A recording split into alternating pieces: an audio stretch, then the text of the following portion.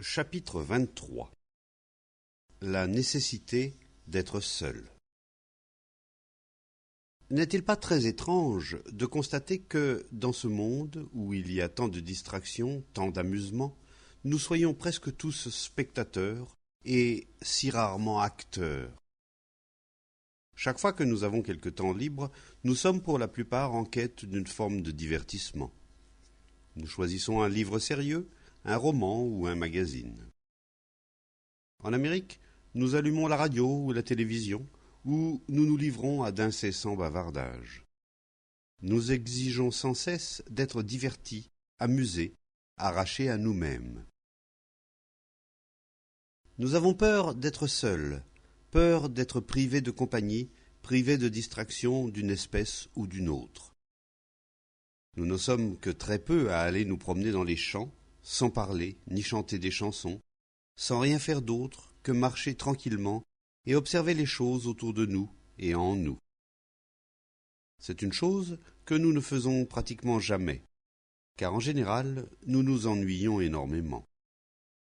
Nous sommes pris dans le train-train de l'enseignement ou de l'étude, des tâches ménagères ou du travail, et dans nos moments de liberté, nous cherchons à nous distraire de manière sérieuse ou légère. Nous lisons ou nous allons au cinéma, ou nous nous tournons vers la religion, ce qui revient strictement au même. La religion est devenue, elle aussi, une forme de distraction, une façon d'échapper à l'ennui, à la routine. J'ignore si vous avez remarqué tout cela. La plupart des gens sont constamment occupés, à effectuer leur puja rituel, à répéter certains mots, à s'inquiéter de ceci ou de cela, parce qu'ils ont peur de se retrouver seuls face à eux-mêmes. Essayez donc de rester seul, sans aucune forme de distraction, et vous verrez que, très vite, vous avez envie de vous éloigner de vous-même et d'oublier ce que vous êtes. Cela explique l'importance majeure comprise dans ce que nous appelons la civilisation, ces énormes structures spécialisées dans le divertissement professionnel, la distraction standardisée. Si vous êtes observateur, vous remarquerez que de plus en plus de gens dans le monde deviennent de plus en plus distraits, de plus en plus sophistiqués et matérialistes. La multiplication des plaisirs, la publication d'innombrables ouvrages, les journaux et leurs pleines pages d'événements sportifs, tout cela est la preuve évidente que nous voulons être constamment divertis. Parce que, intérieurement, nous sommes vides, ternes, médiocres.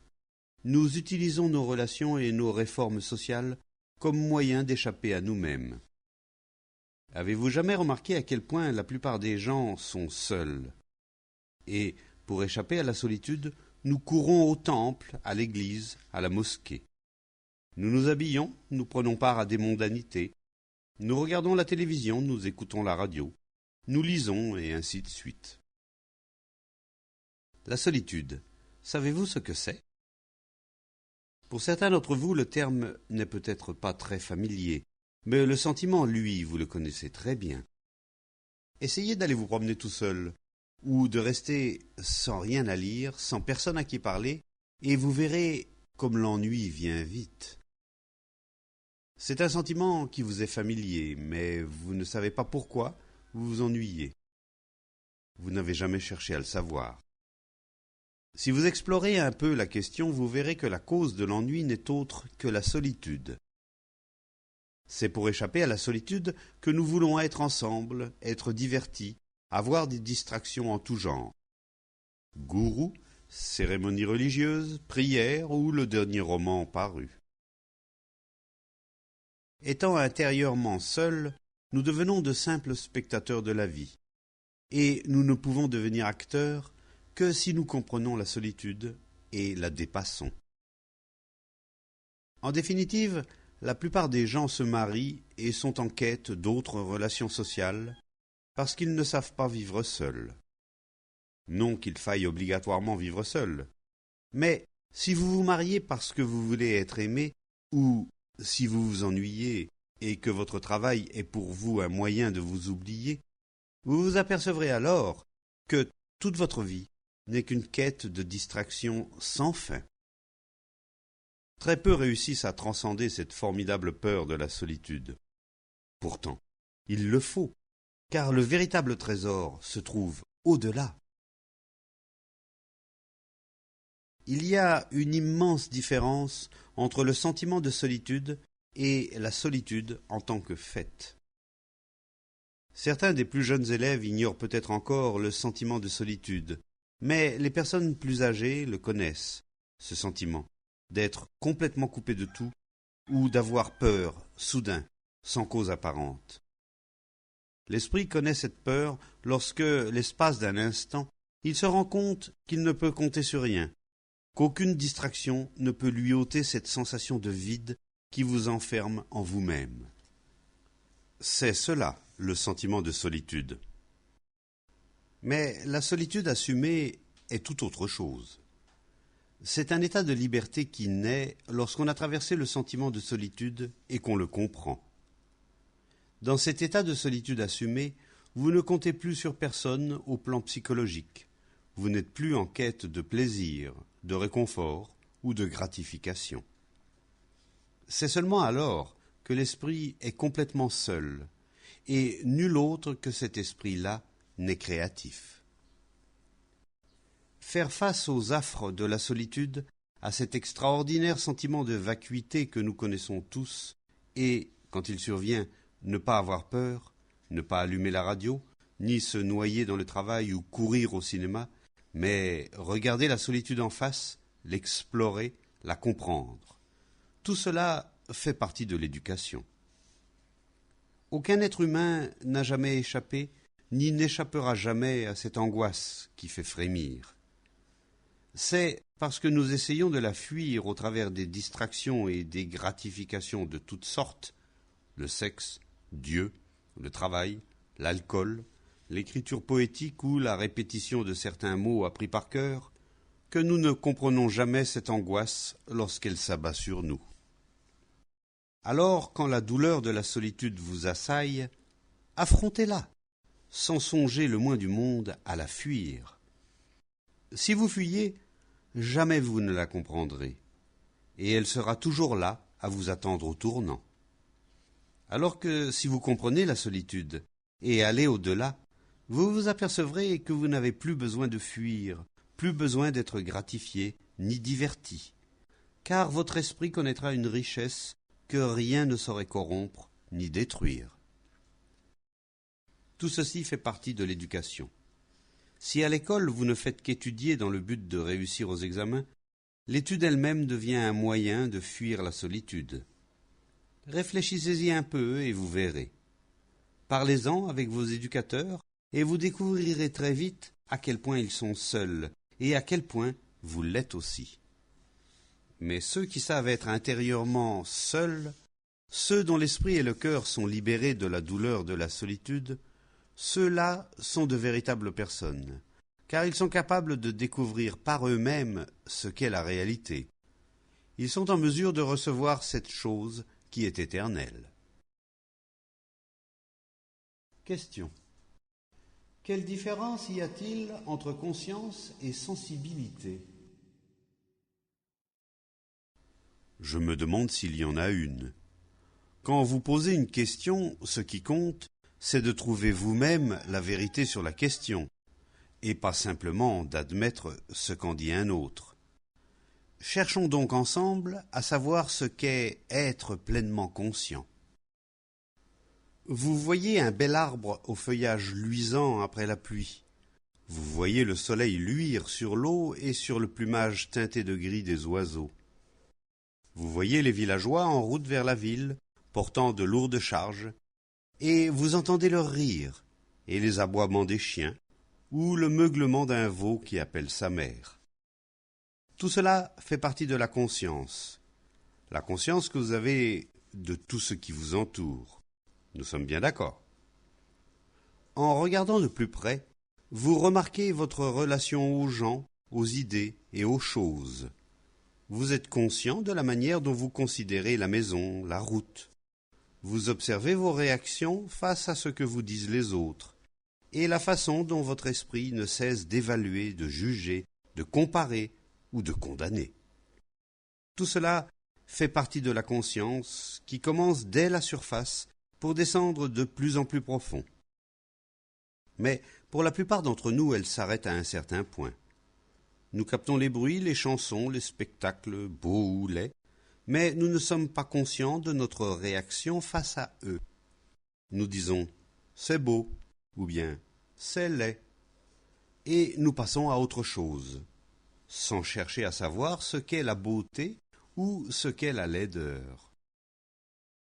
Or, de toute évidence, le fait de voir quelles sont vos réactions, afin d'être de plus en plus attentif à chacun des mouvements de votre pensée et de constater que votre esprit est conditionné par l'influence de vos parents, de vos professeurs, de votre race et de votre culture, tout cela fait partie de la pleine conscience.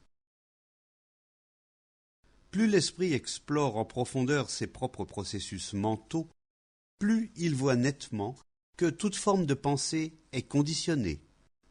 Le résultat étant que l'esprit devient spontanément immobile et silencieux, ce qui ne veut pas dire endormi. Au contraire, l'esprit est alors extraordinairement vif, n'étant plus drogué par les mantras, par la répétition de mots ou bien moulé par la discipline. Cet état de vigilance silencieuse fait aussi partie de la pleine conscience. Et en approfondissant encore, vous découvrirez qu'il n'y a pas de division entre celui qui est conscient et l'objet dont il prend conscience. Et que signifie être sensible? Savoir discerner la couleur et la forme, ce que disent les gens et votre réaction à leurs propos, être attentionné, avoir bon goût, de bonnes manières, ne pas être brutal, ne pas faire de mal aux autres physiquement ou moralement, sans même s'en rendre compte. Écoutez si possible sans ennui tout ce qui est dit, afin d'avoir l'esprit pénétrant et perspicace. C'est tout cela, la sensibilité, n'est-ce pas? Y a-t-il donc une telle différence entre la sensibilité et la conscience? Je ne le pense pas. Tant que votre esprit ne cesse de condamner, de juger, de se forger des opinions, de tirer des conclusions, il n'est ni conscient, ni sensible. Quand vous êtes grossier envers les autres, quand vous cueillez des fleurs pour les jeter ensuite, quand vous maltraitez les animaux, quand vous gravez votre nom au canif sur les meubles, sur les arbres, ou que vous cassez le pied d'une chaise, quand vous n'êtes pas ponctuel au repas, et que vous avez de mauvaises manières en général, tout cela indique un manque de sensibilité. Ne croyez-vous pas? C'est le signe d'un esprit incapable d'adaptation vigilante. Et c'est sans nul doute un des rôles de l'éducation que d'aider l'élève à être sensible, de sorte qu'il ne se contente pas de se conformer ou de résister, mais qu'il soit attentif au mouvement global de la vie. Les gens sensibles souffrent peut-être plus que ceux qui sont insensibles, mais s'ils comprennent et vont au-delà de leur souffrance, ils découvriront des choses extraordinaires.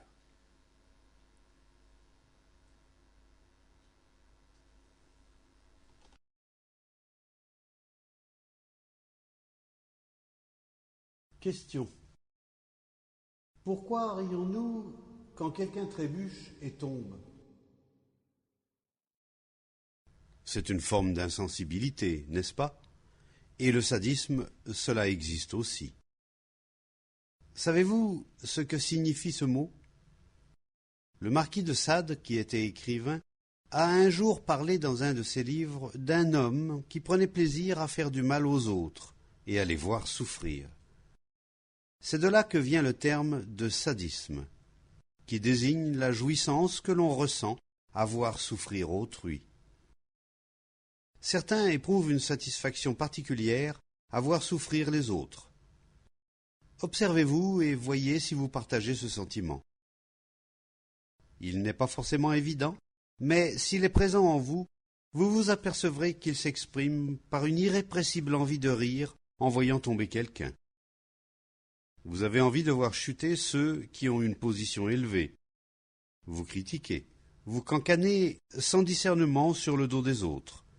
Et tout cela est l'expression d'un manque de sensibilité d'une espèce de désir de faire mal à autrui. On peut blesser autrui de propos délibérés, par vengeance, ou bien le faire inconsciemment d'un mot, d'un geste. Mais dans un cas comme dans l'autre, la pulsion profonde est de faire mal à l'autre, et rares sont ceux qui échappent tout à fait à cette forme pervertie de plaisir. Question. L'un de nos professeurs affirme que ce que vous nous dites est très difficile à mettre en pratique.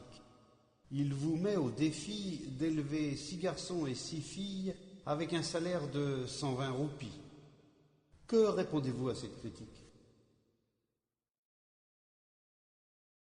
Tout d'abord, si je ne disposais que d'un salaire de 120 roupies, je ne me risquerais certainement pas à avoir 6 garçons et 6 filles à élever. Ensuite, si j'étais professeur, ce serait pour moi une vocation et pas un simple travail. Voyez-vous la différence? Enseigner à quelque niveau que ce soit n'est pas un simple métier, un simple travail. C'est une vocation. Comprenez-vous le sens du terme vocation? C'est le fait de se vouer, de se consacrer entièrement à une chose donnée, sans rien exiger en retour. C'est être comme un moine, un ermite, comme les grands maîtres et les grands savants. Pas comme ceux qui passent quelques examens puis se targuent d'être professeurs. Je parle de ceux qui se sont consacrés à l'enseignement pas pour de l'argent, mais parce que c'est leur vocation, c'est ce qu'ils aiment par-dessus tout. À supposer que de tels enseignants existent, ils s'apercevront qu'on peut enseigner aux garçons et aux filles tout ce dont je parle, et que ces choses sont tout à fait possibles à mettre en pratique. Mais le professeur, l'éducateur pour qui enseigner n'est qu'un gagne-pain, c'est lui qui vous dira que tout cela est malaisé à mettre en pratique. Qu'est-ce qu'il est, en définitive? Réfléchissez-y. Notre mode de vie actuel, notre mode d'enseignement, le mode de fonctionnement de nos gouvernements, avec leur corruption et leurs guerres incessantes, selon vous, c'est cela qui est facile à mettre en pratique? Faut-il pratiquer l'ambition, l'avidité? Une société fondée sur l'avidité et l'ambition porte toujours en elle le spectre de la guerre, du conflit, de la souffrance. Faut-il les mettre en pratique? Bien sûr que non. Et c'est ce que j'essaie de vous dire au cours de ces causeries. L'amour est la chose au monde la plus aisée à mettre en pratique. Aimer, être bon, ne pas être avide ni ambitieux, ne pas se laisser influencer, mais penser par soi-même, toutes ces choses relèvent du sens pratique et susciteront une société heureuse, pleine de bon sens. Mais le professeur qui n'est pas dévoué, qui n'aime pas, qui fait étalage de ses diplômes, mais n'est qu'un simple pourvoyeur d'informations glanées dans des livres, lui vous dira que tout cela n'est pas aisé à mettre en pratique, parce qu'il n'y a pas vraiment réfléchi.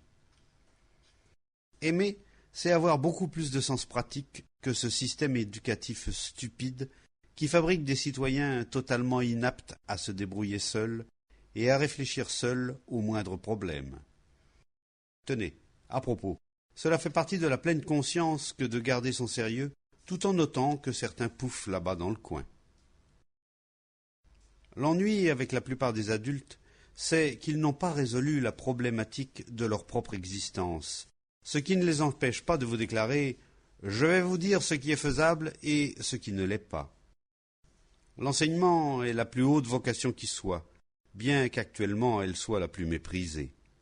C'est la plus élevée, la plus noble de toutes. Mais le professeur doit être dévoué corps et âme. Il doit mettre tout son esprit, tout son cœur, tout son être au service de sa mission. Et ce dévouement rend les choses possibles. Question. À quoi sert l'éducation si, en même temps qu'on nous éduque, on est parallèlement détruit par la profusion de luxe du monde moderne? Je crains que vous n'utilisiez des termes erronés. Un certain confort nous est nécessaire, ne croyez-vous pas? Quand on est tranquillement assis dans une pièce, autant qu'elle soit propre et bien rangée. même si elle n'a pour tout mobilier qu'une simple natte. Autant qu'elle est aussi de bonne proportion et des fenêtres de bonne taille. S'il y a un tableau dans la pièce, qu'il représente quelque chose de beau, et s'il y a une fleur dans un vase, qu'elle reflète l'esprit de la personne qui l'a placée là. On a aussi besoin d'une bonne nourriture et d'un endroit tranquille pour dormir. Tout cela fait partie du confort qu'offre le monde moderne. Ce confort détruit-il l'homme soi-disant éduqué? N'est-ce pas plutôt cet homme soi-disant éduqué qui, par son ambition et son avidité, est en train de réduire à néant le confort de base dû à chaque être humain? Dans les pays prospères, l'éducation moderne rend les gens de plus en plus matérialistes, et le luxe, sous toutes ses formes, pervertit l'esprit et le détruit. Et dans les pays pauvres, comme l'Inde, l'éducation ne vous incite pas à créer un type de culture radicalement nouveau. Elle ne vous encourage pas à être un révolutionnaire. Bien sûr, pas un de ceux qui assassinent et qui lancent des bombes, car ceux-là ne sont pas de vrais révolutionnaires. Un vrai révolutionnaire est celui qui est libéré des influences, des idéologies et des implications sociales qui sont l'expression de la volonté collective du plus grand nombre. Et votre éducation ne vous aide pas à devenir un révolutionnaire de cette espèce. Au contraire, elle vous apprend à vous conformer ou simplement à réformer ce qui est déjà en place. C'est donc votre prétendue éducation qui vous détruit, pas le luxe prodigué par le monde moderne. Pourquoi n'auriez-vous pas des voitures et de bonnes routes? Mais en fait, toutes les techniques et les inventions modernes sont utilisées à des fins guerrières ou à des fins de simple amusement, comme un moyen d'échapper à soi-même. C'est ainsi que l'esprit perd le nord au milieu des gadgets. L'éducation moderne, c'est la culture des gadgets, des appareils ou des machines qui vous aident à cuisiner, à nettoyer, à repasser, à calculer et à effectuer diverses autres tâches essentielles afin de vous en libérer l'esprit. Et vous y avez droit. Il ne s'agit pas de vous perdre dans cet univers de gadgets, mais de vous libérer l'esprit pour pouvoir faire des choses tout à fait différentes. Question. J'ai la peau très noire et la plupart des gens admirent les peaux claires. Comment faire pour gagner leur admiration? Je crois qu'il existe des cosmétiques censés éclaircir le teint, mais cela résoudra-t-il votre problème? Vous aurez toujours envie d'être admiré, d'être en vue sur le plan social. Vous serez toujours en quête de prestige, de réussite. Et cette soif d'admiration, cette lutte pour la première place, porte en elle l'aiguillon de la souffrance. Tant que vous aurez envie d'être admiré, d'être important, votre éducation va vous détruire, parce qu'elle vous aidera à devenir quelqu'un dans cette société, et cette société est assez pourrie. C'est sur la base de notre avidité, de notre envie, de notre peur que nous avons bâti cette société destructrice. Et ce n'est pas en ignorant les faits ou en les qualifiant d'illusoires que nous allons la transformer.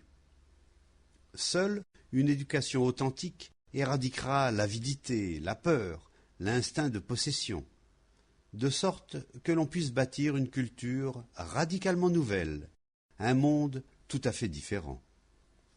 Et cette éducation n'est possible que lorsque l'esprit est réellement désireux de se comprendre et de se libérer de la souffrance.